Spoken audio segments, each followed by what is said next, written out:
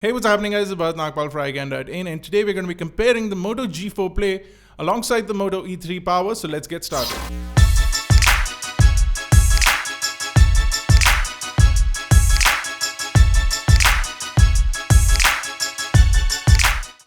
Now both these phones are quite identical and have a 1000 rupee price difference, with the Moto G4 Play coming in at Rs 8,999 and the E3 Power coming in at 7,999.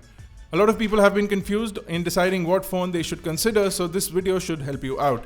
Now we'll start off with build quality. Both of these phones are made from polycarbonate, have a splash-proof candy bar style of design. The G4 Play has the new Moto look, wherein the bezel is completely flat and goes around the device.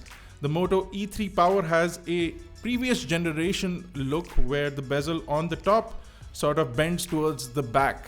The E3 Power also has a soft touch feeling back panel. It does have a lot of grip, but it does not have the kind of texture that the G4 Play has, and it also feels a little bit rubbery, which is nice. The G4 Play seems slightly slicker and sits flatter on the ground. Both these phones have a protruding camera lens, which may not be nice for any of the people using these phones. If we talk about hardware, now both of these phones have quite a lot of differences, but quite a lot of similarities as well. So let's start with the similarities. You get 5-inch displays with 720p resolution. Both of them are IPS LCD displays. You do not get fingerprint sensors on both of these devices, so I guess that's a similarity. You get 8 megapixel autofocus cameras on the back and 5 megapixel cameras on the front.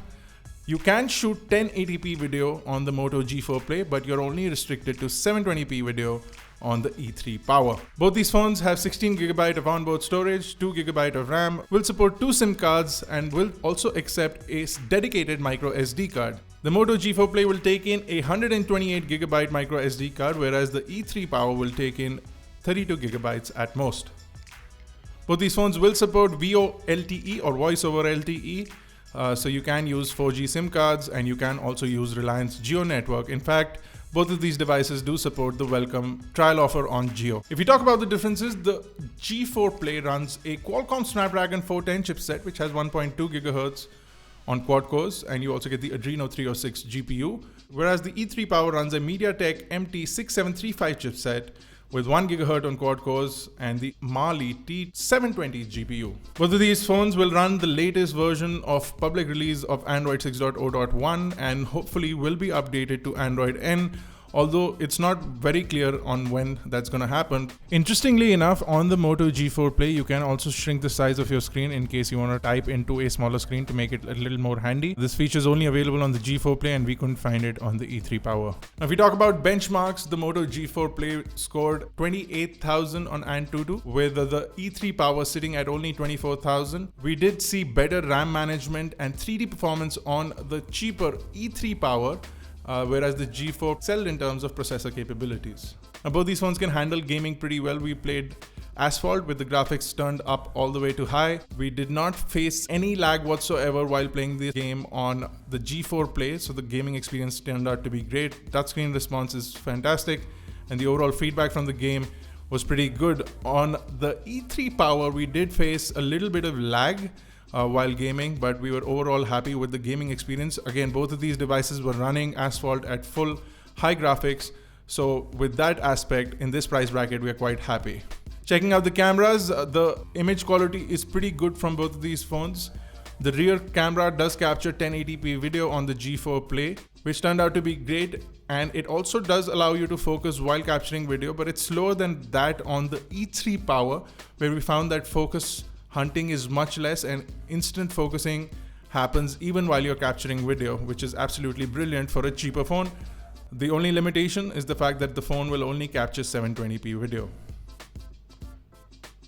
So let's quickly run it down. The E3 Power will have a larger battery, better focusing on the camera capability, what seems to be better RAM management. The G4 Play will have 1080p video, will also give you the capability of popping in a 128GB SD card, and you do get better performance on benchmarks.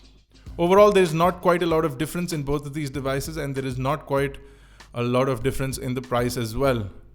If you ignore the benchmarks, and if you're not interested in the 720p video or the 1080p video aspect of these devices, the E3 Power with its large 3500 mAh battery would be the logical choice for a lot of people who want to use the phone for a long period.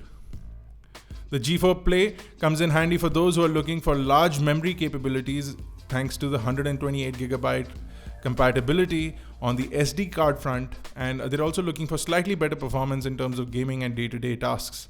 You also get the advantage of 1080p video along with f2.2 lenses on the front as well as the back on the G4 Play, so there are certain advantages that you will get if you spend ₹1,000 extra.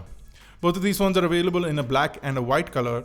However, both of these phones are missing out and they do not have a notification LED light or a compass/magnetometer, which allows you to orient yourself while using maps. So you will not know what direction you're going in, but it will use the GPS chip along with Wi-Fi and whatever radio chips you have to give you your accurate location. That being said, these are not the only phones in this price bracket that you should consider. There are a lot of other phones available in the market, but if you're considering the E3 Power and the G4 Play, then the choice will logically come down to better battery life or better capability in terms of performance and camera capability.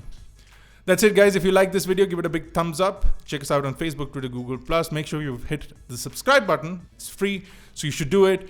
Until I see you next time, guys, make sure you're checking iGyaan daily. And this has been Bharat. I'll see you in the next one.